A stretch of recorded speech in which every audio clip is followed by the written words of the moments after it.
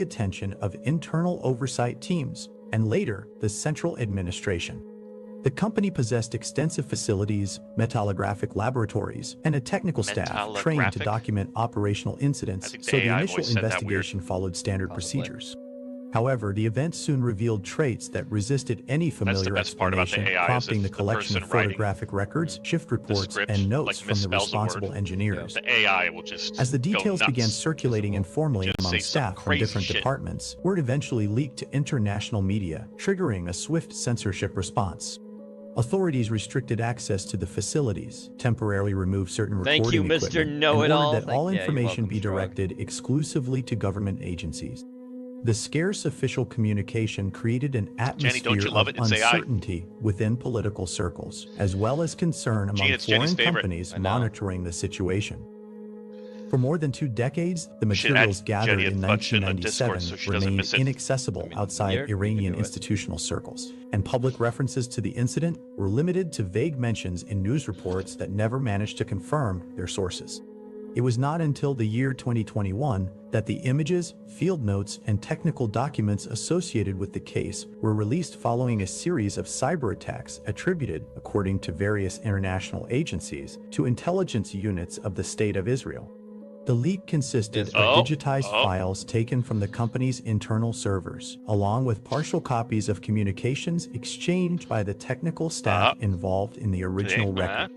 Their release made it possible to reconstruct, albeit in a fragmented manner, the characteristics of the episode documented in 1997 and the reasons behind the restrictive measures enacted at the time. The story goes back to April 4th, when a routine inspection carried out by PARS Industrial Steel and Machinery Corporation revealed an anomaly that, at first glance, did not seem particularly extraordinary. The technical team had detected that one of the sectors dedicated to operating heavy machinery was experiencing an unusual energy loss. After a preliminary review, the immediate cause appeared to be linked to a leak in the pressure tanks embedded beneath the plant's foundation. These tanks were part of a system that had been running for years, so the company decided to move forward with a more thorough assessment to determine the extent of the deterioration. The detailed inspection led to the complete removal of the structures involved. That was when the team observed a phenomenon far beyond anything anticipated. Layers of the floor had begun to peel away, and a series of fissures appeared, stretching into areas where there should not have been any structural movement at all. These cracks revealed a disturbing pattern, hinting at much broader problems in the lower levels of the plant.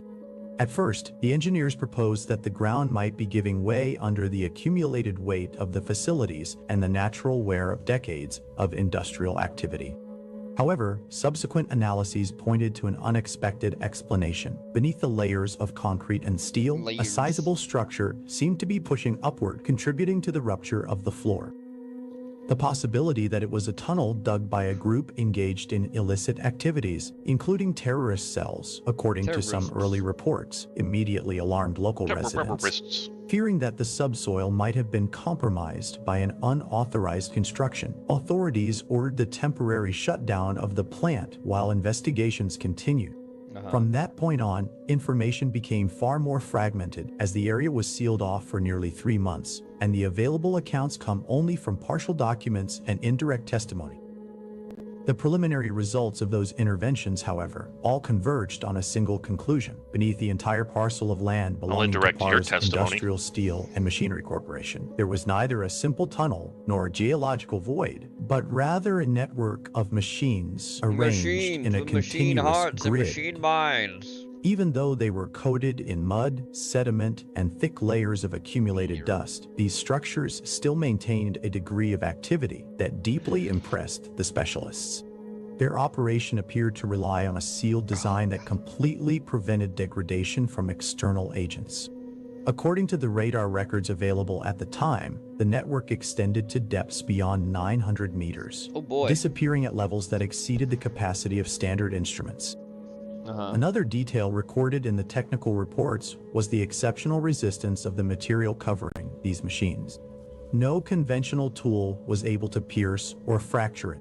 On the contrary, the surface displayed a behavior described in the reports as regenerative, restoring its integrity within surprisingly short intervals whenever any damage was attempted.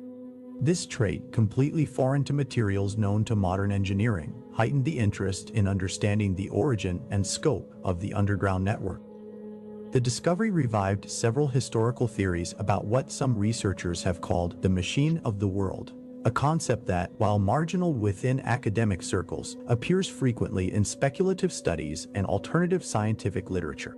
According to these hypotheses, there exists a subterranean, planet-scale structure interconnected at various points across the Earth. Boo. The available information on this proposed system is scarce and fragmentary, but certain schools of thought suggest it may be a technological entity predating humanity, perhaps linked to early stages of the planet's formation. All right, calm down. Within that framework, it has been proposed that civilizations from other stellar systems might have used Earth as a site of refuge or geological storage, establishing facilities capable of remaining active over extremely long time spans.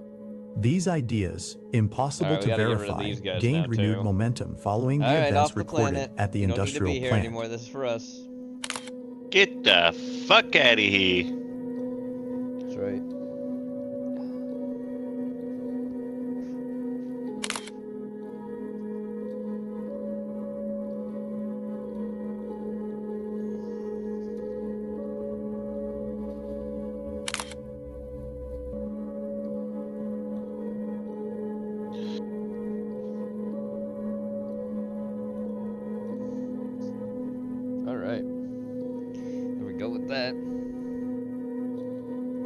Spooky for the night. Need Zach Baggins no more. Later, ramen. Later, ramen. All right, unhinged rage bait. Are you ready, Porky? It's rage bait.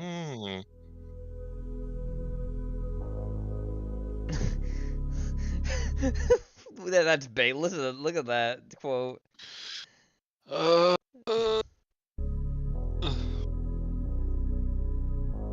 the idiot saying this? Let's see him. So what are your biggest concerns as it relates to these boat lose some fucking weight, fatty. Strikes and the defense secretary's handling of them and defense of them? I mean, look, the President of the United States and his Secretary of Defense are conducting murder on the high seas. No. They're committing murder, and Americans should care. Like, look, why should I give a shit about cartels? Wait, why? Us like drug traffickers. Sure, Jan. Sure, Jan. But we have laws that say that drug traffickers don't get summarily executed. And if it's happening off the... do we have laws against the cartel like that? I don't think we do. I think we should just, you know... Oh, they're a Democrat from Massachusetts, of course, I understand. Of America with people that Angry we don't Cops know. actually has a Just good video give it time on this. before Donald Trump starts doing this same kind of thing that people we do know right here at home. It matters if the President of the United States breaks the law. These people are crazy. That's all they think about. They don't think about the country. They don't think about jobs. They don't think about lowering your drug costs, infrastructure. These people are crazy. Are you ready for spicy food, Porky? This plate of green papaya salad has over... It's a throwback to an old buddy of ours, Mark Wins. Yeah, it's been a while. It's been a while since we watched anything from Mark. I'm going to speed him up, though, because it's like 15 minutes. I'm going to play it to 1.25 speed. Because I don't want to sit here for 50 minutes. He kind of goes a little slow. So we're going to, and just to be sure about the copyright thing, let's do that. 100 chilies in it. And in this video, we're testing our chili tolerance by eating the spiciest Thai food in Bangkok. Like this jungle curry that will make you cry. Starting to sweat. A Thai basil stir fry with 5 different types of chilies. And over 10 more of Thailand's spiciest dishes. This is like a pot of lava. Until we work our way up to finally trying one of the spiciest foods in Thailand. I'm already breathing fire. Hey everyone, welcome to Bangkok, where people are obsessed with spicy food, and today we're really going to test our chili tolerance. This is the first spot. Again, but this is the real reason the thing about everyone Mark comes is here. the Are you look ready you for think. it? I mean, he is. Mark It's is just technically part Chinese, right? But that look he has isn't from his fucking mom. It's from his dad. His dad looks just like him, and he's like British. And he looks the same as Mark. Yeah, he has like this really like plastic looking An entire sea of chilies, and you open that pot. You get this incredible aroma of the dried chilies, which are then fried. That fragrance, it's so smoky. There's sesame seeds on top. It is just That's where he lives. smoldering. I thought it was going to be just chilies on the Thailand. top, but it's like chilies all the way down to the bottom. Look at how thick and sticky that sauce is. We actually came here to eat. They're famous for lukshin, which are Thai meatballs. And this is the sauce for the meatballs. That's an impressive amount of chilies. Mark's You come over here and you order your meatballs, and they have pork meatballs, they have beef meatballs, and they have pork tendon. Pork tendon meatballs? And stuff like that. I don't know if I've had pork tendon. Usually it's beef tendon. Okay, Like, pork tendon. So you get, they're all skewered, they're all ready to go. He grills them right here, and then we're going to see how he lathers on that sauce. Yeah.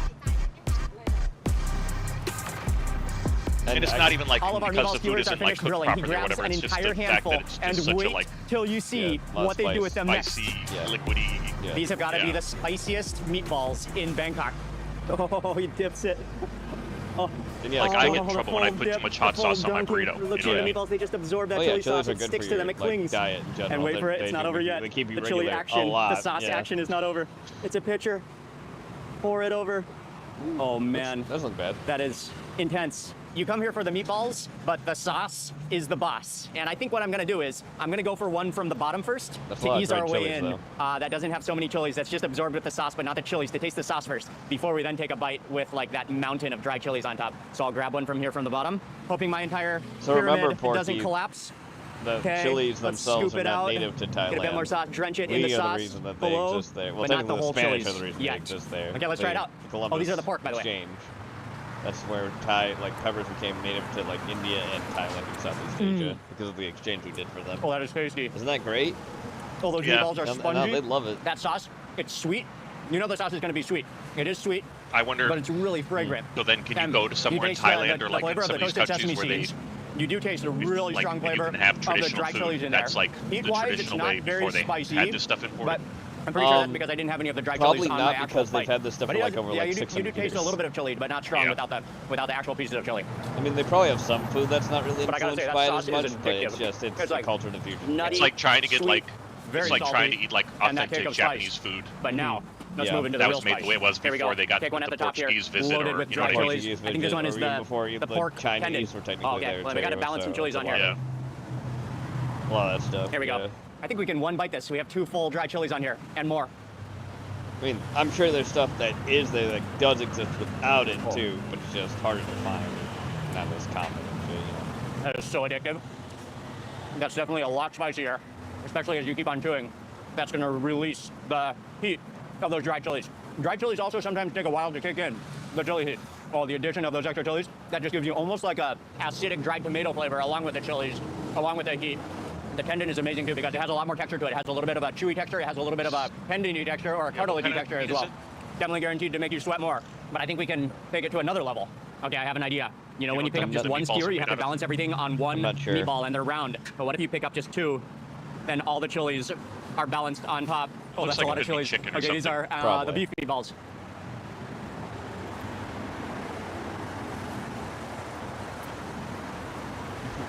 You like the chilies there, Mark? That's very tasty. You can see yourself eating a lot more. A bigger of these thing than you about had him too, Porky. anticipated. Guess what? He owns technically restaurants in both like Thailand and other countries too that are like Thai cooking. So he actually does own a restaurant chain too. In your life. We've seen Uncle Roger talk you think about you're like gonna eat a she's couple gone to one of skewers, his restaurants suddenly before eat a too. whole pyramid of skewers because that sauce is so addictive. The chilies, it's pretty hot when you start eating a whole mouthful of chilies. No kidding. Not too bad though. Not too bad. But it's delicious. And on that bite, after taking like 6 full chilies in one bite, I can feel the heat. Again, no kidding. Now don't poke your mouth with a skewer. Be careful of that. Meatballs were tasty, but to make things more interesting, throughout this entire tour, we're gonna be rating every dish on the spice meter, how spicy each dish is out of 10. 1 being mild, 5 being actually pretty hot and spicy, but 10 being just absolutely insane nuclear level. So for these meatballs, okay, if you get 6 chilies on one bite, that does get pretty spicy, but most people wouldn't do that. It's more like the fragrance of the chilies and you kind of eat that sauce and you get a little bit of those crispy chilies on there at the same time. So in that case, it's not that spicy. It is really tasty. I think it's like a 3 out of 10. Okay. From here, we have a lot more to eat on our spicy food tour, and I it's mean, only there gonna are get some Thai chilies that really spicier aren't from even here. that hot, so I can buy it. So throughout Thailand, Southern Thai food is known to be There is a extremely bias spicy to as well. Thai So food we're all at the the next time. spot. I love Southern Thai food. Guys can put that out there too. Oh, there it is. Khao Kang Pak Thai. That means Southern Thai curry. Southern Thai curry.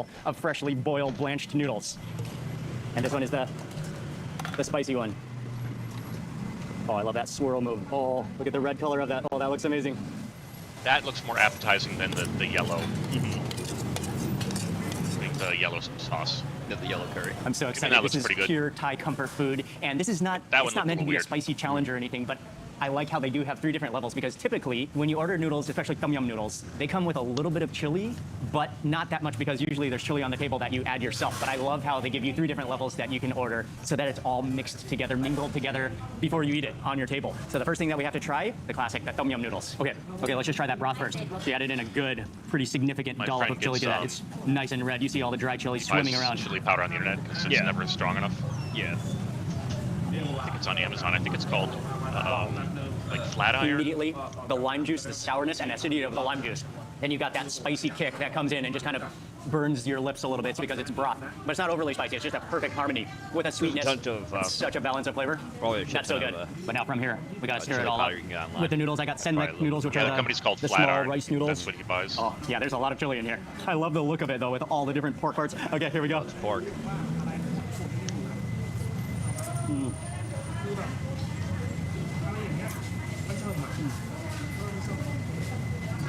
And then chase with some of the broth. That liver, it's so tender. Has a creaminess to it, a sweetness. It melts in your mouth. And then with the noodles, you get the full force of the chili and that broth. Oh, it's so good. This is pure Thai comfort pepper blend. tom yum noodles. Really excellent flavor, great balance. With peppers. Arbol, Ghost, Habanero, and Jalapeno. Okay. Arbol's probably the hottest one in there. I'm just loving the entire component of this, everything together. Like a lot of dishes, actually. No. Your first bite might not seem that spicy, but as you keep on eating, you said, wait, there's the Ghost flavor in too, builds. you said? Yeah, Arbol, The heat builds, Ghost, and especially Habanero, because and you start to Jalapeno. sweat. Oh, yeah, no, Ghost the hottest, yeah. Yeah. That's just a good Arbol spice is, level. Like technically it's a hotter pepper. warm and Habanero's comforting, hot too. But we have a lot more to try. Jalapenos This restaurant is also very mild. famous for their deal Yeah. cod, which are fried like wonton dumplings, which is covered. And of course we got this one spicy as well. So I'm gonna try to load it up. Ghost And she was is frying a fresh technically batch of these known as we Jalapeno arrived, is so they're also hot, a they're Indian crispy, pepper, technically, golden. because of the Assam region. So it's obviously all it just came from Bears wow. originally, but Oh, that is- eventually became naturalized. That's insanely tasty. It is completely stuffed with minced hybridized. pork. What I love is that the wrapper is so thin and so crispy. And then you've got that extra pork on top. It's pork on the inside, pork on the outside. It's so meaty. And with that fish sauce with that chili. Oh, these are incredibly tasty. Okay, maybe we should do the bite and chase move. Okay, here we go. Ghost pepper has a very distinctive taste too. Oh, the snack bar, there it is. Those are insanely tasty. Okay, and another dish that you have to try Flat here, Iron this is Pepper the Company pork says it's really good. backbones, which are boiled for that broth, but they make a famous dish out of them. Because I think like one Okay, of so the this is for the local pork pizza bones. We got all the places herbs here, down there, a lot of cilantro, probably some instead of cilantro just and having green that onions. very bland Fish sauce goes chili pepper, in. you know, that you put in your Lime pizza, juice. they And have add like some hydration with some of the broth. sort of a deal with this Flatiron company, and they have an Oh extra yeah, and you hot. see all the chilies in there. There's a lot of chili green pepper chilies and for also that red chilies pizza. in there. And now this is going to pour directly over to the pork bones. Oh, that smells So- incredible. Oh, you smell the chilies. So Ghost on to the habanero centerpiece dish. And this is a dish in Thai, it's called leng sap, which is those are the only made ones that are from the technically pork what's called backbones, chili- usually have backbones or condensed. spine actually. And they're you big, might like, hotter remember, peppers, but with, oh like, man, a it was prettier taste probably, to 'em. how many years ago was that, Ying? Where 8 years ago? chili de arbol Ying and I, and we made a jalapenos video are the annual eating family. this They're dish, known for, leng like, sap, more but flat. like the Mount Everest of it, where they stack the bones onto a tray and they just pour over just hundreds of green chilies. So that was a lot of fun. But this is the same dish, just in a normal, like feasible portion. But it's actually a great addition to any tom yum noodle, pork tom yum noodle, because they boil the bones to make the broth, and that makes incredible broth. I mean, along with other things as well. And it's so aromatic. You smell all the herbs, but you really smell the green chilies. And you cannot have a spicy food tour in Thailand without having leng sap. So before trying the pork, though, let's try the broth, and you can see. Oh, maybe this Oh, you is have to actually even the one. move the pork to get to the broth. You can see whole green chilies floating around, Thai bird's eye chilies, plus all the herbs. Some of them crushed, coarsely crushed. Oh wow. Oh, it's sold That out. broth is unbelievable. The saltiness and the They have one depth of called I Can't saltiness Feel from My the fish Face. sauce, the sour acidity of the lime juice, and the green chilies just I think totally that's the one he actually buys. refresh your mouth. It is spicy. It's clean. Oh, that broth will just totally pucker up all of your taste buds. Oh, that's incredible. Okay, so you can scrape off the meat, but it definitely, whenever you see a bone, it's a lot more fun to pick it up. So let me rehydrate it all, get it all up in that broth. It's $25 for the same little container.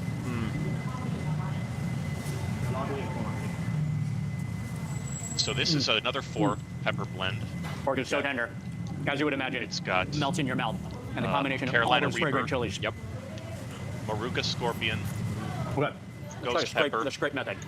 And habanero pepper. Yeah, you can just scrape the meat off. It's gonna fall off the bone. Every single one of the only those thing is you need to work your way. Oh yeah. But yeah, you can just scrape off the meat into the bowl. The Trinidad Maruga Dig down scorpion deep. is one that technically. Look at the amount of chilies in there. That's why I walked the wrong way. The Trinidad Maruga scorpion is This is technically definitely one of the from better Trinidad. Quality. And There are hybrids of it, but the balance ones of flavors and stuff that I've ever called had. like part It of the is- Seven Pot family. You really taste the quality of the pork bones and just the It has balance that of the name soup. because of the fact of, like, sometimes it can be a pepper little tends to sweeter. be enough This one has seven- it's seasoned more on the seven sour pot side, stew. sour and spicy.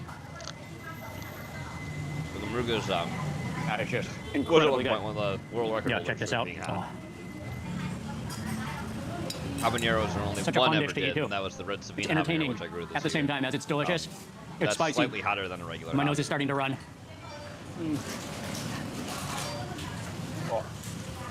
Carolina's technically That is phenomenal. Technically is and isn't the Just current completely, record holder of thoroughly the hot enjoying pepper. this entire meal.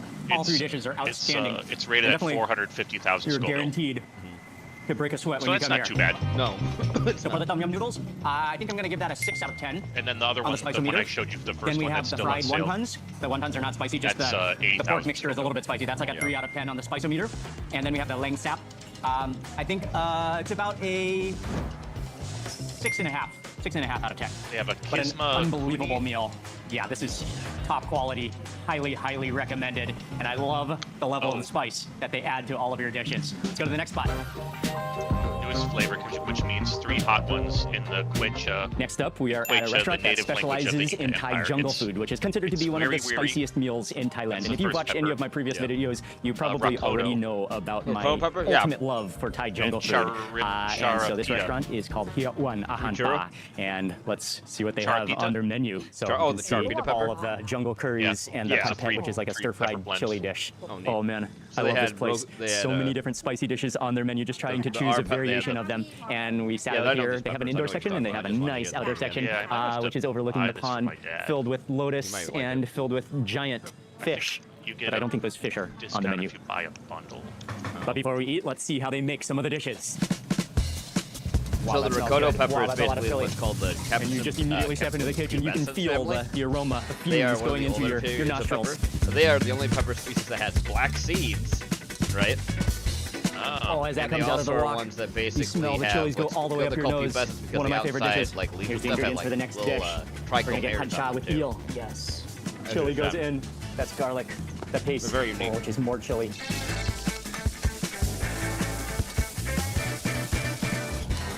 Yeah, that Indian one, the Kisma.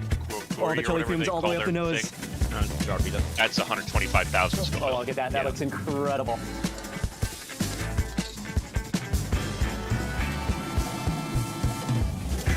Okay, and then for the jungle curry again, last step is to put in all those herbs.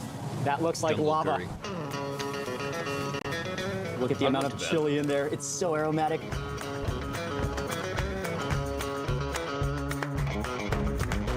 Okay, I love this restaurant, everything about it.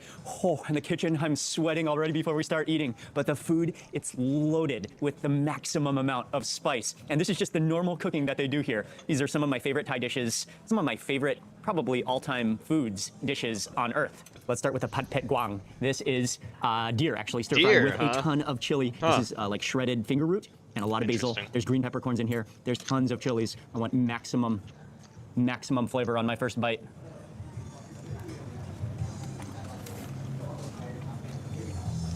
Oh, wow. Well, It's just maximum flavor. So many things going on, from the chili paste to the fresh chilies to that gingery kick of They the also have finger a root. Calabrian The chili green pepper. peppercorns just Calabrian? burst with pepperiness. Yeah. And they get this heat to your mouth. Oh, wow. An extreme amount of flavor for your taste buds. Okay, next up, let's do the jungle curry. One of my favorite all-time dishes, probably in life. And we got this with Mekong catfish. Again, look, it's actually thick from chilies, from lemongrass, from peppercorns. There's some bamboo shoots in here. But Yeah, again, the best thing to do is actually just take a whole spoonful of it and get the full force of flavor Oh in your yeah, mouth before you even that's the eat the calibrated fish. chilies that are Okay, small environment. here we go. And actually on that deer bite, my mouth is already on fire. Oh. Yeah. Known for distinct spicy, fruity, and slightly smoky flavor. That's just the dish of all dishes right there. Heat If you on love them chili, is jungle curry 25,000 is to one of the greatest of all-time foods you can put in your mouth. It's so good. But not just the heat, it's such a balance of flavor with the saltiness, with the herbs in there. There's definitely finger root in there. They have a red, it's so Asian herbal, red. It's so salty, it's so spicy. Out of stock. It's not going to be back in stock until March of fish next year. onto the rice. It's gochugaru. Oh yeah, this is properly spicy. Gochugaru. Properly spicy. Gochugaru. Thai chili ghost with the fish. and tien. Oh yeah, I can feel the chili going to the back of my throat now. Tien, Tsin. 2 different words. And we've only just begun. Sin. Pepper. Yeah. This is the type of Thai curry. You just feel yourself breathing fire. Asian pepper. You can probably already see me sweating. Yeah, it's called Asian red. Is the starting to sweat. My nose is running. My throat is on fire. One of those peppers must be I pretty got a hard lot for of them to jungle get curry. if it's sold out This place until makes March. it Probably next year. outrageously good. Okay, and while we're at it, The this gochujang dish is a isn't really common spicy, like chai. but they do have some of the best green frog legs pepper. I've ever tasted. And look at the way they cut it. It's so meaty and muscular. I will dip it into the. It is called sauce prick, which is a Thai chili ketchup kind of sauce. Oh wow. That is extraordinary. It's so crispy. It is like fleshy as well, and then with garlic sprinkled on top. They fry this in the back. Oh, that's in a really hot wok. frog They legs. said it needs to be really hot so that it immediately bubbles up and yeah. it creates that It's a really pretty crispy skin decent-sized frog. without having a batter on it. Oh, these are really some of the greatest frog legs ever. It's so meaty. This is a pretty big frog. Okay, let's get some more spicy food. Okay, this dish is called pad cha, which that's is another right, Thai Jenny. spicy dish. Eel. And it has to include lime leaves, but the main ingredient that it absolutely has to include is Yeah, the your finger people root. eat frogs. But This is relatable for you. He added in basil, he added in curry paste, he added in a ton of crushed chilies as well, and the little pieces of eel. So it's like there's more the eel herbs he's eating, and by the way, that's freshwater eel. That's not like river. That's not like fucking sea eel. That's freshwater eel because it's in Vietnam. That's not Vietnam. It's in Thailand. In Thailand, there's a lot of rivers. This is jungle. chilies in here. Jungle food then too. eel. They said that too. And there's little bones in the eel, so I think we'll just bite and then work our Oh way around boy, bones. let's eat those bones for a little crunch. I mean, you can, but it's probably not the best texture thing. Bite down some bones. That herbal flavor is unbelievable.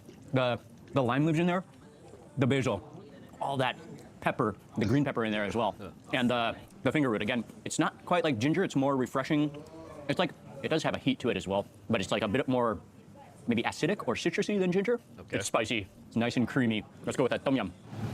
Look at the amount of dry chilies that are gonna go into it. Oh, that smoky, toasted fragrance of the dried chilies. Okay, lime juice, holy basil is in there as well. Oh, and more chilies. The fresh chilies are going on top. Oh, yes. Pat, yes. And this is for the tom yum, so there's already the herbal aromatics in here. There's some mushrooms, there's lemongrass, there's lime leaves, and shallots. Here goes in the fish, which is baton, which is snakehead fish. Okay, and at the correct time, here it all goes, all the chilies and the herbs. Oh, that smells unbelievable. The lime juice, the dry chilies. So this one is tom yum with bachon, which is a snakehead fish. Oh, the snakehead. And when she made this, just a ton of. Oh, it's either northern snakehead or southern snakehead. One of those is an invasive species in the United States, by the way. I think it's the southern snakehead. Dry chilies and fresh chilies in here. Yeah, if you dig deep, look at how many chilies are in there. It's really invasive. Oh, and the seeds. One's look at the really, amount it's of really seeds. aggressive too. Yeah, let's As just an taste that broth invasive first. species. They're called snakeheads because they look like fucking snakes. Wow. That is a proper flavored tom yum. This is where they're Salty native and to, sour. like Thailand and And then the places, but smokiness they of the got dry chilies imported in there because people is what wouldn't really buy, comes out. wanna Oh, do you need another exotic bite of that broth. fishing. And then you taste all those herbs as They well, could especially use the it in cilantro in there. ponds. That is, it's actually therapeutic. It is so good. And now for the fish, snakehead fish, you gotta be very careful of the bones too. I guess pretty much all river fish need to be pretty careful of the bonage. Let's see if I can find you a snakehead to look at, Porky, so you can see what this fish looks like. You know when your mouth is on fire from chilies, but then you eat a hot soup or a hot broth, it even magnifies it even more, brings tears to your eyes, tears of joy. It's a kind of fish, right? Mm. So Yes. you said the snakehead thing? Yes, Yeah. the snakehead is. We've seen somebody. I was just It's about verifying as for. good as someone can get. Oh yeah, snakehead's a big fish. Yeah. Okay, Let's I think see if I can we get do a picture. have. Oh I god. think we've tried all of the main spicy dishes.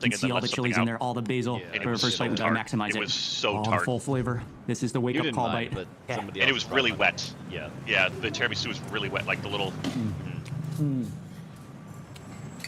It's the Thai flavor that just when you make tiramisu, comforts you you gotta from your definitely make taste sure you're buds doing it all the right. way down to your stomach.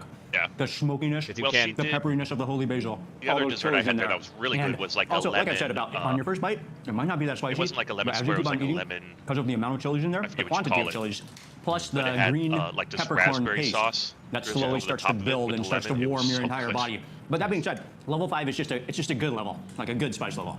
Hey, but there's a way to make it spicy. Yeah, I don't know if like that's the genre's There's always tiramisu, because I know they pickle make like a or not tuxedo plastic, cake, fish sauce, and then they'll make one that's chilies, like lemon, and it's that garlic, same scallops in kind of here, and idea lime where they juice. take the Yeah. Before you crackers eat and your they egg, soak them and stack You them. have to take a spoon Yeah, of it's this. like It's basically you're generously soaking apply to the like egg. a, Give it a little sprinkle. There we that's go. it's like ladyfingers. A little more of that fish sauce to like bring it and bump up the saltiness. Okay. Now, for the egg bite. So what kind of egg what is you that? can do. There's a lot of methods or probably a duck strategies, egg. but one of the best methods is kind of scoop out the entire yolkage. because they have a lot of ducks. Drench it. Southeast And Asian scoop. when they have. I mean, they do have obviously chicken as well. They use a lot of chicken, but just how the egg looked, I'm gonna guess duck. That's how the entire dish comes together. It doesn't, to me, with it's the because creamy it's duck yolk. foreign. It doesn't look as With the extra appetizing fish sauce, as if it was like that hint of lime juice acidity to chicken egg, contrast the richness. Yeah. The garlic in there. Oh, all paired with that crispy meat, the crispy edges of the meat, the smokiness. Oh, it's so good. Yeah. Pure comfort, flavor, spice. Oh yeah. Oh yeah. Now for the egg. Oh for yeah. the crispy egg. Wow. Go down. Start mixing with some of the rice. Oh, look at the crispiness of that egg yolk. Let's hear it. And this is level 5. And it's not meant to be a challenging spicy level. It's just meant to be a good spice level that's edible. Wow. That's good. And so Yeah, how for does me, he it do is it? He goes, spicy, but it's not over the top. Like, wow. again, it's a perfect, It's like, a good wow. level for eating spicy, especially if you love to eat spicy. Yep. But I always forget which order. Oh, wow. And when everything starts to mix together with the yolk, with the egg, with the fish sauce and chilies, let's get another massive bite and make every bite count. Okay. Man, I want to have freaking Loco Moco so bad. And the heat is starting to build. I've just decided now, I don't think there's a single restaurant in town that serves Loco Moco. Okay. And I went to So in the terms of place, spice rating, we have these this is level places, 5. Gene, because the Okay, climate. I think I'm going to give it a... where it'll be like a It's like a 7.5. brew house. It's like a good, edible spicy. Like kind of like that a burns, steel building, but it's a like good with burn. roll-up glass doors. But wait till you see what And we then are it'll have a eating big next. fence-in areas, outdoor seating area, and it'll just have a bunch of food trucks. Nice. And the food We've trucks made are it to the permanent next residents. spot. I am extremely excited And there's a like little one bit day a nervous, week. actually. But you've There's a different definitely day of always the seen me week. wearing this T-shirt, One and it food says truck in will be Thai, closed. "My pet, my And din," they rotate. which is So there's always directly like 3 out of translates the to 4 not or spicy, 4 to the not 5 eating. food trucks But this are place is called always open. Somtam Nong Yeah. Rejoice. So Nong Rejoice is the name, and also And then they just better have known like as Somtam 40, Jojo, 50 which beers is on how tap, a Thai bunch of people know him. ciders. But his slogan says "My pet, my Kai," which means not spicy, not we have selling. 2 of those places I'm a little down bit scared. Here. But, so I went to the one and they had Hawaiian food, supposedly. Okay. And they didn't have Loco Moco. And we are going straight back I was to like, the what the kitchen fuck? to meet the king of spice. Here he is. He is. Do you ever see the fact when people have the quote-unquote like Hawaiian Oh, he's an dress and absolute always have the legend. Hawaiian flag? A spice king. Oh, we're getting started immediately. Okay, It's come. like looks so goofy. Oh, I mean, that's I a get lot of why chilies. they have it, Look but at it the just amount of always looks chilies. goofy. With the British flag on there? And now Yeah, in 'cause go it wasn't dry even- it chilies. was Look at this. obviously It's a an British entire policy I got a bucket. sticker in my Dry drawer in chilies my going bedroom in. That's that I that never flag. put on anything. Tomatoes that going flag, in. definitely. Yeah, my Garlic. sister sent me a couple of Hawaiian like bumpers. Shrimp paste. Palm sugar goes in. Palm sugar. Okay, so yeah. they're adding all of the ingredients for the green papaya salad in a huge mortar. It's huge. That is a There's pretty big hundreds of mortar. chilies That in there. looks like a But literal raw olives fucking go in. like Yes. mop Oh, you can bucket. smell those. Limes. Oh, all those limes. That's a lot of lime being squeezed in there. Oh, the hand massage squeezed directly into the mortar. Oh, that's a lot of lime juice. A waterfall of lime juice goes in. Jojo is getting started pounding.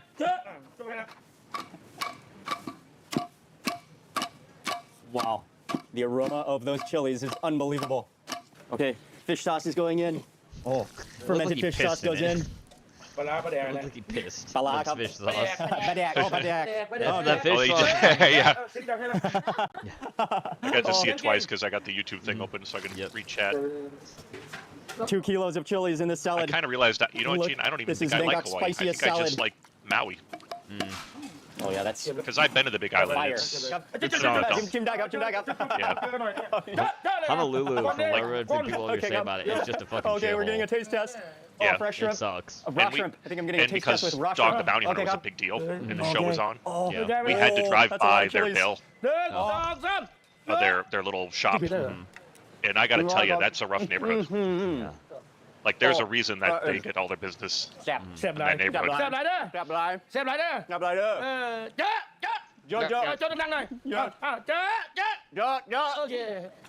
Okay, now he's making our salad. Okay.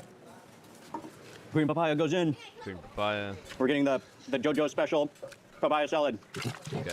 Nothing's ever cooked in a way where they Whoa, use all the like seafood goes reduction. in. No. I wonder why. It's kind of, I think, just how Asian food tends to be. I don't think they reduce a lot of And they stuff. never. Do they caramelize anything at all? Like, will they? In 'cause they Thai don't really food, cook I with don't. oil. Yeah. In Thai food, I don't think so. They'll deep fry stuff, but I don't think they'll ever caramelize anything. Because they have Oh, and they got tea on top. some fancy Oh, vegetables. eggs. They do, yeah. Wow. Okay, that is the signature salad. ขอบคุณมากครับ ขอบคุณมากครับ He's a spice king. He is a legend. That salad is insane. It looks dangerous. Let's try it. It's not Also just green remember papaya the salad. This is the official language JoJo of special, Thailand is Siam. and it is insane. That's the actual There's name of over the 100 language, chilies because it on was this the plate kingdom within of this Siam. salad. It's an entire Siamese guests come volcano from of chilies. Thailand. It's an insane amount of chilies. I'm not sure if this is a good idea They were or a bad royalty. mistake. And the twins? Yeah. And the Look twins, at yes, that the big down below. Siamese And that's just not chilies on the top, but the entire thing is like just chilies, chilies, chilies, and more chilies. I think one of the most famous Here we people go. of This having plate like the looks straight condition up was nuclear. actually Thai. It actually looks dangerous. They were sisters, I believe, that conjoined like. Oh, yeah. Twins, yeah. That was probably But like again, the a flavor? Barnum's and Bailey's thing. It is think it so was, many yeah. flavors going on in your mouth. And it's so spicy, but it's almost like it's well-rounded Hi, and Weeb. a harmony. Even though it's vicious. Hey, what up, guys? How Fiery much? spicy. How you doing? But you've got the Good. All right, bamboo we're shoot. getting the Come on, last Dad, couple come on, minutes Dad. out of here, and then I'll be on my way home. You've got Nice. the, like the sourness of the bamboo shoots. We You've have got plenty the of little videos tahini, left. which are the white We popping got axes after that just this, kind we of got pop in your mouth. a It's a memology little bit video, sweet. Doug, and then booze. To contrast. God the damn it. extreme All right, I'll try to spice. get home. Okay. Oh yeah. Again, that's All one of right. the dishes If not, you guys have a wonderful night, and I'll catch you for tomorrow. That's right. You keep Have a on good one, eating man. Later. Just we- All right, Stay later, safe. dude. You're gonna be Peace. dripping in sweat, if not worse. And look at this. There's more chilies. I think chilies are actually the main ingredient in here. There's squid. Look, you can Oh, so actually this is dig the down here. so this and you could just papaya get a whole salad has over like 100 chilies in it. That's what he was saying earlier. This is like over 100 chili varieties in here. spoonful of chilies. That's crazy. Like that. Okay, here we go.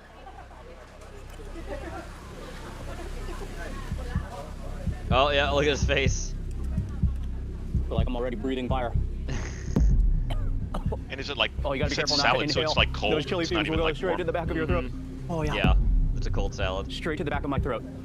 Down your, you can feel the burn going down your throat, into your chest, into I your mean, here's the stomach. thing though, and the Um, biggest thing about this, most of like everything that's in there, besides maybe a few things, that salad is actually more closely to be a fruit salad because all the chilies in there, because chilies are a fruit. Hopefully, that Wow. won't be They too are bad berries. later on. How does that make you feel, Oh, Chad? Already starting to tear. Okay, next up, let's try the chicken foot soup. Technically. This also looks absolute They fire. are. If you dig down here, it's just full of chilies. It's like the same amount of chilies as the salad. Look at that. Look at all the chilies. Damn, and that's another thing on the side too. Oh, you're just gonna hit more. By the way, this is better it. You better eat all of that. Drink that hot soup. As I've already mentioned, that just magnifies the flavor of the, I don't wanna see the heat any of the waste. chilies. It burns, but it's so addictive at the same time. Oh, it's got chicken feet real in it. spice See level. that? Let's There's take chicken another feet in it. broth. That broth. It's a chicken broth. With chicken feet. Oh, that hurts. Okay, Oh, that hurt- maybe oh, a that chicken foot. hurts. Oh, let's have a chicken foot while we're at it. I feel like eating those. Chicken foot soup is actually Yeah, phenomenal. chicken feet. Yeah. It's salty, the fish Yeah. sauce. You taste the lime It's juice in there. definitely Asian. And that is A lot of fiery Asians like spicy as eating well. chicken. Well, in America, that's like black But it's culture. true. Yes. If it's not spicy, he's not serving it. He's not I mean, selling that it. kinda Let's have another descends bite of the from papaya slavery. salad. A little bit. Here we go. Just keep digging I down mean, and there's it still gets the Chinese crazier and immigrants that crazier. came over too that It's would do the never same ending thing as well. chilies. They'd eat the Oh, yeah. chicken feet. Yeah. They were probably doing it in San Francisco Yeah. right at the same time. Well, probably a little ways afterwards. A little bit afterwards. It's one of those dishes that your mouth will absolutely be on fire, but you can't stop eating it. Once you stop eating it is when you really start to feel the pain. That is absolute fire. Of like the And now it's whitest really starting town. to build. And it's like Okay, the one more dish whitest that we have to try town that's in also a spicy dish is the laba Southern duck. Oregon, This is a Jacksonville. catfish lab. And it's like one of those historical But they do a Chinese parade every year because they had like Chinese railroad workers there. Yeah, the smoking this or the cafe. And they like tore up a road or something, and there was like remnants of a building, and they found a bunch of artifacts. Oh, neat. One of my favorite. Like Chinese stuff, so there's a Bring little up the museum there. spisometer. So now they got to do a parade every year, but it's like they don't have any Chinese people who live there. Yeah. I think we'll get this. Like they all went home. Probably a 4. There's no descendants. 4 out of 10. Or for the chicken foot soup. That are still Honestly, here. Yeah. I'm not sure if I can accurately judge that chicken foot soup to see how spicy it is because my mouth is already on fire. They might still be in America somewhere, but they didn't stay there. Yeah, it's like they moved on when the work was done. They moved with the work. That JoJo's special salad. That is a 10. That's gonna be nuclear level. That's a 9.5. Ooh, almost a 10. About as spicy of a normal dish without being a food challenge, without being a ghost pepper or a Carolina Reaper. Yeah, that just has so many chilies in it. That's why it's so hot. My mouth is on fire. I'm starting to not be able to feel my face. I made a fucking hybrid of Thai chili, not by accident. An unbelievable I made it with the eating some of the spiciest Thai food and the in fucking, Bangkok. And that's one of the things that I love so much about Thailand is the generous use of they spice crossed and because I how was doing open Thais air embrace pollination and they crossed. and also they were fucking use hot chilies as hell. To balance as a harmony within the food. I'll have all the information in the description box below, and let me know in the comments what is your favorite. Thanks, Mark. Moving on to this bitch.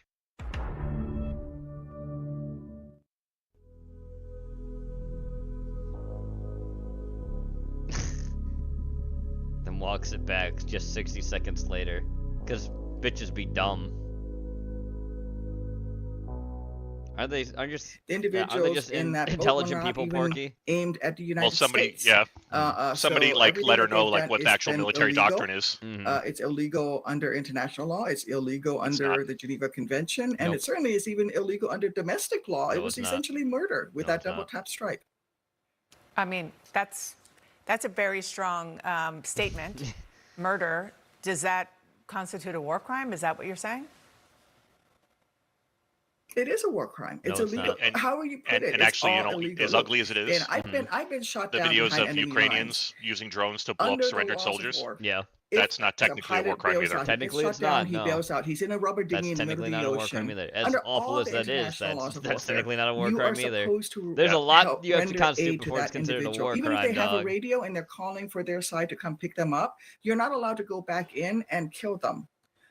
Even if you know that they're going to conduct future operations against you. That's the Geneva Convention.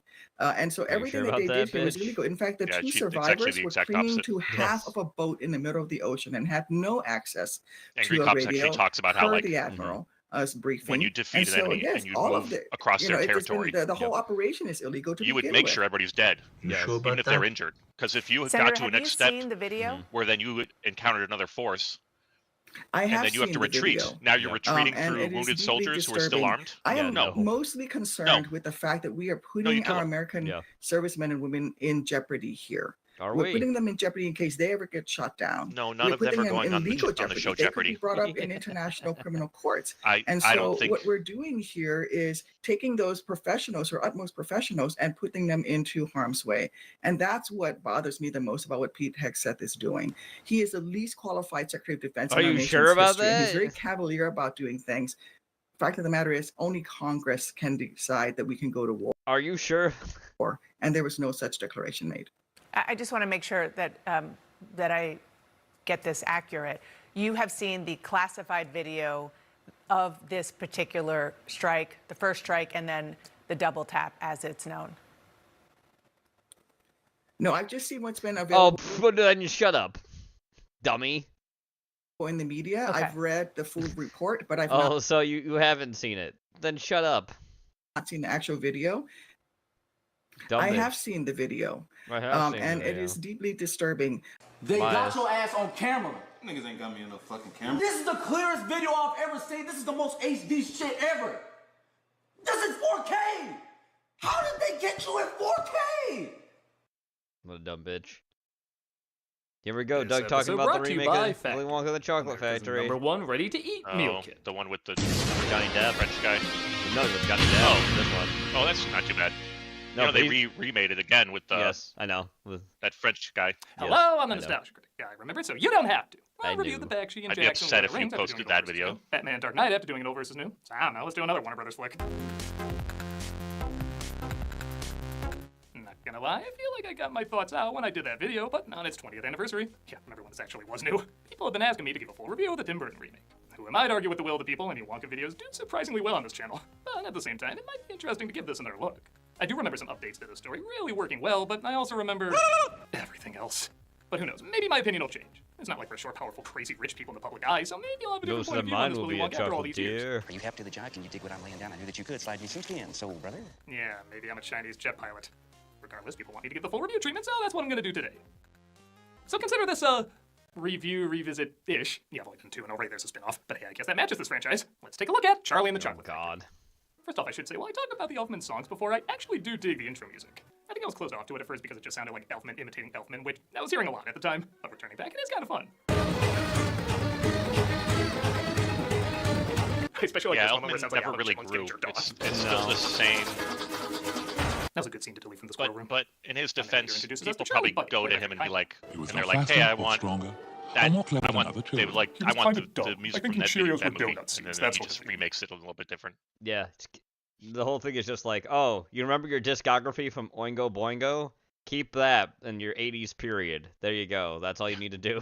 So I will say most of the scenes before That's they go the nice thing about like Hans Zimmer. Is He won't do that. Is wonderfully No, exaggerated. he doesn't. I mean, it looks like God He'll be literally farted he'll on be a like, fucking film it. house. I want to But see the it's not really scene, told in some way that sucks me and in. then Well, you it would have me can be there constantly with compared to me the with original. my Every instruments. actor plays the role We'll different, watch but I the feel like it's scene done just to together, be different. and then we Different create personalities I like to watch, like even if I the didn't see the sound. original. It's my candy bar, and I'll do what I want with it. Well, most of them.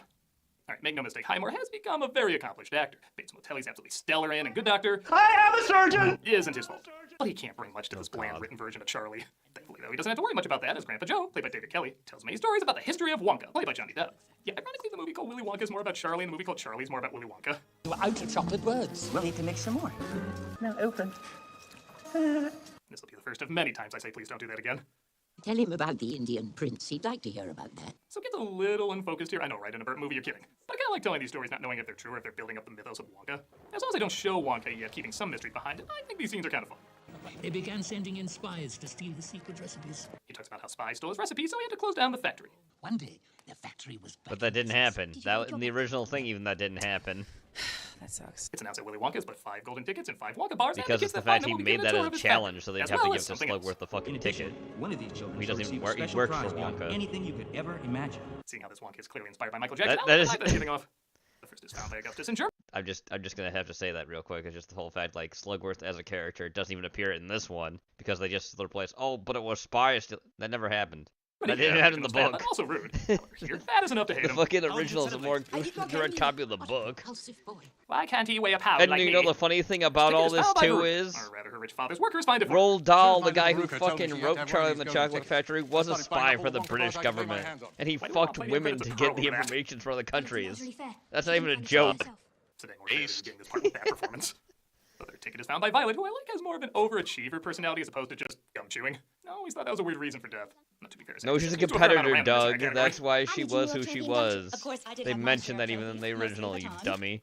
She competes against everything. They just didn't show the other stuff. Bringing a lot of personality that immediately tells the story of how their offspring got the way they did. Like the next winner, Mike TV, whose father clearly doesn't moderate what he watches or plays. In fact, his eyes are glued to screen so much, he actually figured out a pattern for how to find the next ticket. Tracking manufacturing dates, offset by weather, and the derivative of the Nikkei index. A retard figured out. Well, that'll be a fun clip for an employer to find when he's looking for a job. Retard will figure it out.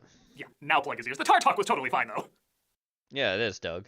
Grandpa Joe gives Charlie some money to get It a Wonka is. bar, but there's sadly no Shut up. ticket inside, much to the tremendous heartbreak of Charlie. React! It doesn't get better when he hears the final ticket was found. Did you see that some kid in Russia found the last golden ticket? Yes, it was in the paper this morning. Clearly gay, so it must be true. Yeah, some of these choices are very random. Charlie finds some money and buys a Wonka bar, just as he discovers not only that the other ticket was fake, but the one in his hand is very real. You found Wonka's last golden ticket. I definitely like dragging the Oh fake look, out of it's the modern feel Britain. real There's a black heartbreak, man. though. Is Granted, Charlie would actually have to feel something in order for that to a work. black man instead of a white man behind the counter. Isn't that right, Porky? So nobody would notice. This is not an Indian. Ticket to Grandpa Joe, causing that fake to jump out of bed. And also, There is an all Indian so in much this faster movie. than the original. It is Yes, kind of funny. there is. We saw him already. This is the scene where he was making the chocolate Raja I thing. usually hate rush to remakes, but there's such And an tell odd Wonka energy doesn't around need all to this eat that this. it does This weirdly palace suck me can't into last it, forever. Chris. It's I mean, chocolate. is nobody gonna Dummy. react to Grandpa Joe standing after all these years? I'm just waiting for him to say, Shut up, Doug. That wasn't funny. Charlie says he wants That to sell the same ticket, guy, but they're the offering Loomba hundreds guy, of he's also in Double edition, and I like the most Eastbound and cynical of the Down. relatives. Yes, he the is. one that says this is more important than money. the bloopers. Where he's Oh yeah. Oh sorry. You're right. That's the other guy who's the Indian in this. Besides the one we saw. You want me to as fuck a- him? Yeah. Control those emotional outbursts you have. Please, Charlie, lower your voice. Danny's just breaking character like, but The next day, they Why make would the you want to Wonka's fuck factory. him? We were sacrificed to this earworm. Why would you say that? Oh, this is. So I've seen this movie in theaters, right? I did when I was a kid. I actually saw this fucking movie in theaters. When this scene happened, I was with my mom and a friend of mine, and I think all three of us burst out laughing because it's just these fucking dolls light on fire, right? And it's funny as fuck because then it immediately cuts to fucking Wonka like clapping and like he's celebrating it. It's funny to me. Slappy. I would find Goosebumps scary. Yeah, this scene, I burst out laughing watching this. Well, that does represent what Gene Wilder said this movie did to the original. Wonka appears and... Good morning, Starshine. The Earth says hello. Look, they cut the Call it clapping scene. 3639 is when the movie got bad. All right, to Depp's credit, I can't entirely blame him. This isn't the Wonka from the previous film or the book. It's something else. And I always thought a verruca was a type of wart you got on the bottom of your foot. boy, is it something else.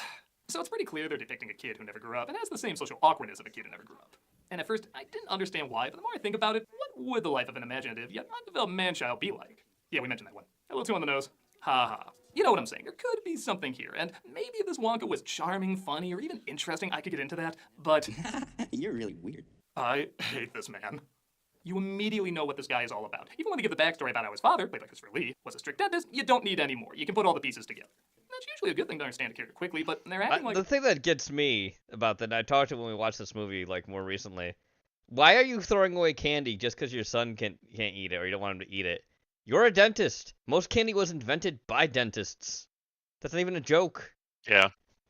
There's a lot to That's why they did it, so they would keep their watching business. One fan at a convention who thinks because he dressed like a funny character, he's as witty as that funny character. The best kind of prize is a surprise. Can you please tell Billy he's not Blitzo? Don't you want to know all our names? Can't imagine how it would matter. I'll be in the factory to one of them. I would think that would be a factor. Yeah, this is what I mean. If he was trying to figure out which of these kids should win in a very obvious they invented comedic way, cotton candy. that would be funny and match his childhood One of the persona. ones was But he literally Dennis says he doesn't also care. invented taffy. I don't care. Well, if you don't, why should I? The humor is closer to something like Water Jim Carrey's taffy came career. from an It doesn't accident. really matter if he makes sense or captures the spirit of the Close to the story, main. just as long as he's so big or weird that you can't help but laugh at how uncomfortable you are. You're my TV. You're the little devil What's the who guy's cracked name? system. Deep Roy. You would Yeah, not Deep leave this Roy. place with your ball still attached. Deep Roy, Eastbound and Down outtakes. Ah, fall. The most beautiful time of the year. Ow, stupid fall! That's not where you're supposed to be! Let me try resetting it. There we go, fall. The most beautiful time of the year. Ow, shucks! Let me try blowing out a way. It doesn't look suggestive at all. Oh, now I got whatever the hell that screen is. You know, I guess fall is a time for a reset. Haha, tie-in. Between back to school, busy routines, and shorter days, finding time to... This ad sucks. It can be tough. But guess what person who hopefully remembers game systems used to be like what I'm parodying? There's Factor. Their chef-prepared dietitian approved meals make it easy to stay on track and enjoy something skip off. that. To get 50% off your first box, plus free breakfast for 1 year. That's code Nostalgia50 off at factormeals.com for 50% off your first Don't care box. if you're Plus sped free up, breakfast your for 1 ad year. sucks. Get delicious ready-to-eat meals delivered with Factor. Offer only valid with new Factor customers with code and qualifying auto-renewing subscription purchase. Well, I'm off to use my snowblower because, you know, fall! Piece of shit. Jenny, you're an ad. Wonka takes into the chocolate room of wonder and more awkward acting. Try some of my grass. You clearly already did. Everything in this room is eatable. Even I'm eatable. I'll pass. That's called cannibalism, children, and is frowned on by many societies. I'm sorry, if you ask me Finish which the one's a line, Oompa Loompa, Doug. it's always going to be the carrot balloons over here.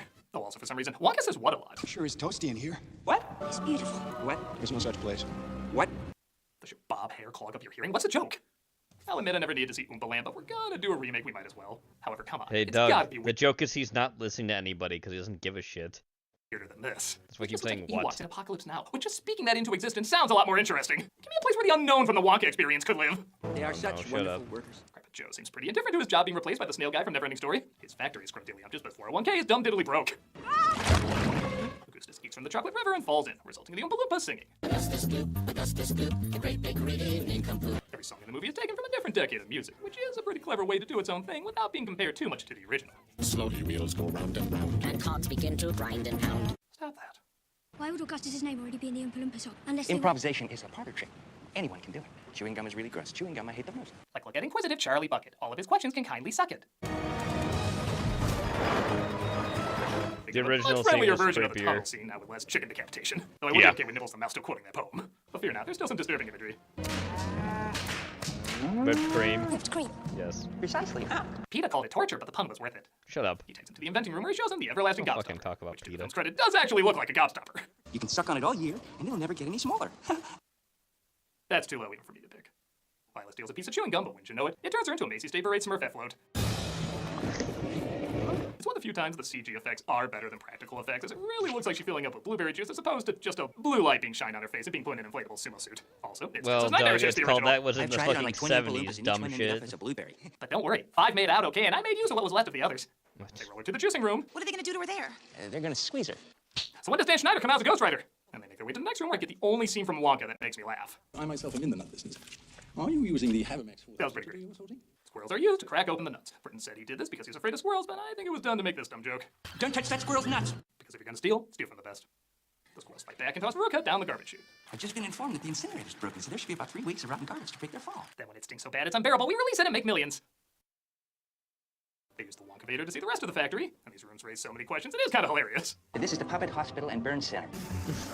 I'd rather not talk about this one.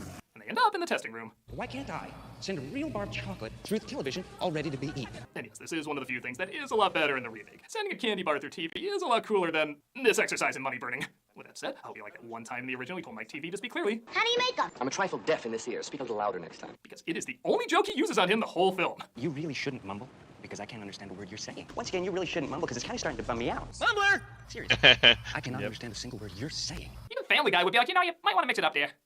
Naturally, Mike TV wants to travel via Really starting to bum me out. Down inside.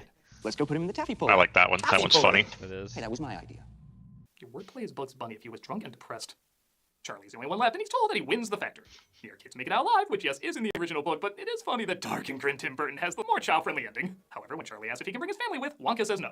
Chocolatier has to run free and solo. He has to follow his dreams. Gosh darn the consequences. Like when everyone on set declared I was killing an icon and confusing the masses, but I just told them pudding packets. I don't know. I don't need to make sense. I just gotta be weird. Then I'm not going. Charlie refuses his offer, and Wonka goes home depressed, causing the quality of the chocolate to go down as well. Pity about that chocolate fella. It says here in the papers his new candies aren't selling very well. He also has a funny haircut. I do not. That was him? Charlie says family is more important. He knew and it was gonna be reconciled with his father, who literally moved his entire office to the middle of nowhere. All right, that's pretty funny. Yes, that was a funny joke. You have an appointment? Okay, he must be really good. You need an appointment to see a dentist out here? I haven't seen bicuspids like these since... It looks like his father has been watching him for years, despite not recognizing him when he walked in. And they make amends pretty damn fast. All these years, and you haven't flossed. Not once. For a guy who moved his business to a Looney Tunes short, I kind of assumed that would take more convincing. This warms Wonka's heart, and he finally decides to let Charlie move his household into the factory. Literally. Yes, literally. Like peanuts. What the hell did she say? I love peanuts. Oh.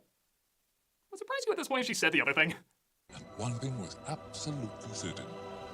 Life had never been sweeter. No, but the story certainly has. Yeah, sorry, this still hasn't won me over, and I think I get irritated with it because I see how it could have won me over. When I first heard this was happening, I wasn't open to it at all. We got I love another... the original. I think it's an absolutely perfect kids yeah. movie. We got another... Yeah, you're gonna say how this one? What about the newest one, Doug? The horrible one. That's even makes this look like it's good. This isn't even that bad, but you're like saying this was awful. No, it's really not compared to the new crap. Jesus, talk about that one. Nostalgia critic. You loser. Want a chance? Yeah, loser. There's a lot of good updates without necessarily feeling dated or forced. The world is different, but still has a unique, entertaining atmosphere. It just falls apart with Wonka himself. Yeah, Charlie's pretty bland too, but I could work past that if Wonka was done right. He's not likable, he's not funny, he's not clever, and even what motivates him is pretty inconsistent on several levels. Had they figured his character out, maybe the film would have stood a chance, and more than I was originally giving it. But it just leads to awkward moment after awkward moment and derails the whole entire thing. I know for those who grew up with it, there's always going to be a fondness for it, but if this is the Wonka I had to be stuck with, I'd say pass me a Slugworth Sizzler, which is also the name of his porn parody. Shut up. I'm not That wasn't a funny joke Remember, either. so you don't have to. Even I'm eatable. Again, you're not finishing the joke. We're still doing cameos for charity, but I'm going to switch things up a little bit. As many of you are probably aware, I got Shut chronic fatigue syndrome about a year Don't care anymore. Moving on. Drink time.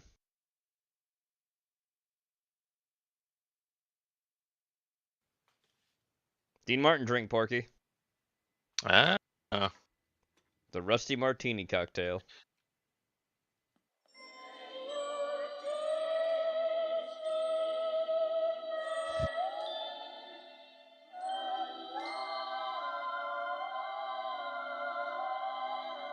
And may all your Christmases be white. You know, anyone who's been watching this channel long enough knows that your pal, Coach Vino, absolutely loves the Christmas season. I mean, it is my favorite time of year. And one of the things I love most about this time of year is Christmas music. But not just any Christmas music. I love the old school stuff. I'm talking about the crooners like Bing Crosby and Frank Sinatra, Nat King Cole, Perry Como, Andy Williams, you name it. But my favorite Christmas album of all time, hands down, bar none, is the Dean Martin Christmas album. I mean, this thing is absolute perfection. And you know, I've got like the definitive Dean Martin album set. Nice. I mean, I don't know what kind of shape it's in. The box looks pretty good. That's good. Adulthood, you know I got it from my uncle, who's like at my grandma's house. Older, I went from having and I'm like, well, it's just gonna get left behind. Snag it out and buying the CD, and now having it on, you know, Apple Music and whatnot. And you know, I never stopped listening to it. But this past Thanksgiving weekend, I was out with my family in Mystic, I think it's like a 6 vinyl set. And I stopped off at this record shop called Mystic Disc. And I'm looking through the records, and I find a copy, an original copy of Dean Martin's 1966 Christmas album. And I don't even have a record player. And I said to myself, I have got to buy this thing. You know what I'm saying? And so Pepperoni mind whistle has blown for the day. Be prepared for a McRib rain. I picked it up. And because technically I don't have a working record player right now either. You don't have a working turntable, do you? No. Well, I every once in a while they go through and they have them at Costco, and I just want to buy like a new one that works. I don't want to keep going to buying broken down old shit. I gotta tell you, it has been a absolute trip down memory lane. I mean, there's something about hearing kind of I've got some really awesome vintage speakers though. You know, it really takes me back. And so, you know, I said to myself, you know what? This album has been so important to me, and during the holidays and stuff, that I want to make a little tribute cocktail to this thing here. And so I came up with a little something. So my dad had these speakers Martini. that somebody gave him. So this guy won a hot rod competition. Cocktail was like he got first place, and they gave him these speakers. They're like 2 foot tall. So total coincidence, you know what I'm saying? 2 by 1. But I forget the brand. But so he won them like years and years ago. His name was and the guy was like cleaning out his shop. He's like, "Hey, you want these?" So my dad took them, and they just sat at his shop, and they're like vintage speakers from like and make a delicious the early 80s. To my man D. Martin for the cases these speakers are in, they're like solid oak. They're like 3/4 inch oak. So excited like you can't even buy stuff like that anymore. No, you can't. While listening to this album, and I am in full Christmas mode, old school Christmas mode. Just like my man D. Martin, you know what I'm saying? So I'm gonna go ahead and make this absolutely delicious cocktail. You know, in the old speakers, they don't like skimp on like the ceramic materials and stuff like they do on the new shit. Hit that subscribe button and that notification bell so you can help Vino feed the hungry algorithm. Feed the hungry algorithm. Sure you stick around because we're about to boogie down. Coach Vino's progress bar. All right, guys, so before we get started, let us look at what is in the sauce. So like I told you guys, you know, this is a bit of a hybrid between the Rusty Nail and the Martini. Okay, so we're going to be using some Drambuie. Now, if you don't know what Drambuie is one of the main components in a Rusty Nail. Yes, it's and it's a liqueur. liqueur that is made using scotch, honey, and some spices. I got to tell you something. This stuff is absolutely fantastic. It's my favorite. Oh, and then I got another set of speakers, Gene. And then we're going to be using some. My dad got this 4-door. Okay, I'm going to be using Noli Pratt. Like a Pontiac, it's like a Nova, but it's a Pontiac. Only because I like my martini drier. And this guy had these speakers sitting in the back seat, wired into his stereo. But they're Bose. They're Bose speakers, and they're like wood box frame speakers. Major news. I'm going to be using an aged gin. Okay, I want to make sure that is total Weebler victory. I knew I had them in the fucking rope. I knew I had them by the fucking balls, and I didn't let go. Nice. They're moving me back to my old store at $18 an hour. Look at that. You guys. Good job, man. I knew that they were going to fucking fold before I will. I told her flat out yesterday, I said, hey, either he works with me or I'm gone at the end of the month. And if I'm gone at the end of the month, 3 people are going to leave because of stress. And they folded. They did. Good job.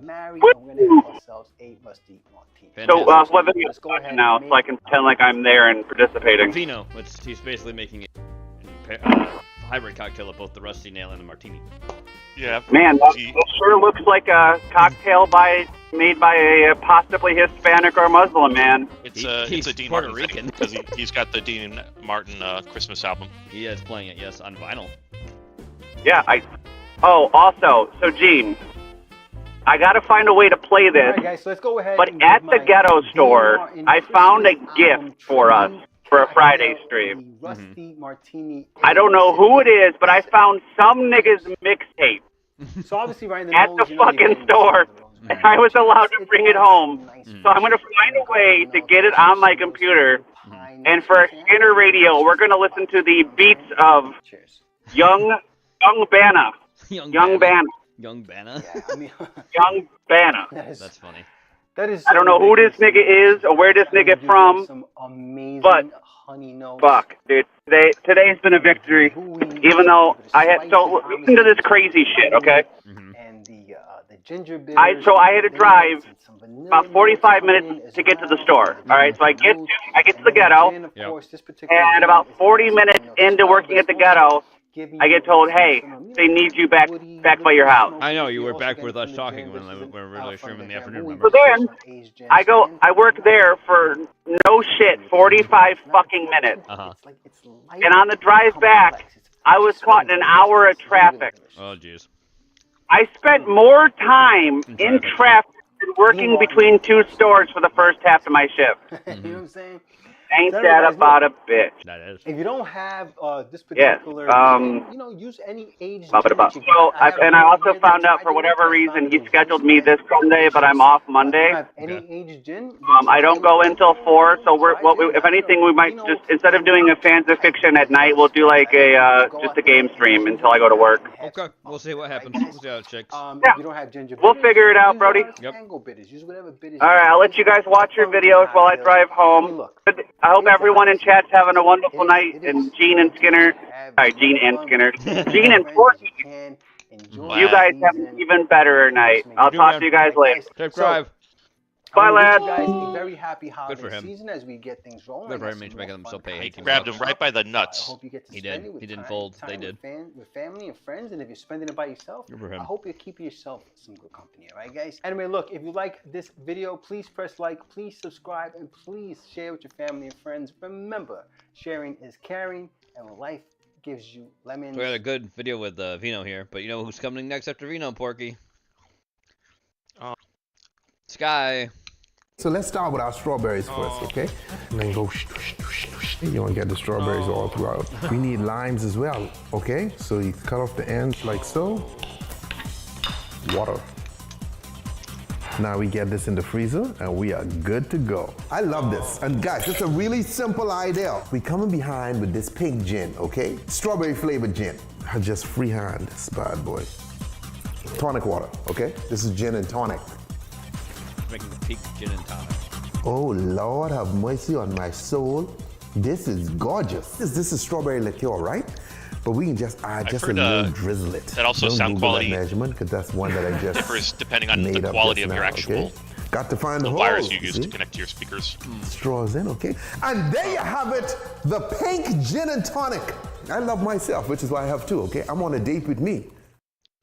I bet you married yourself too, Sky. Welcome to Booze on the Rocks. My name is David Edwards, and it's great to have you here today. We're going to make a Cuban Master. Now, this is a tall-style cocktail with lots of tropical flavor and an interesting combination of base spirit.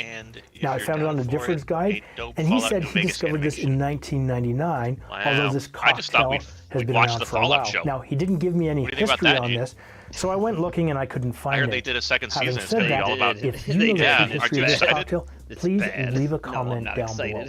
Now, I did say this had some interesting flavors, so let's talk about those ingredients. The first thing you need is a little bit of orange juice. I'm using some smaller navel oranges, but you're also going to need to follow that with a little bit of lemon juice. He doesn't want to play the game to see how wrong it actually is. Pineapple juice. Now, I prefer fresh juices where possible. If not, don't worry about it.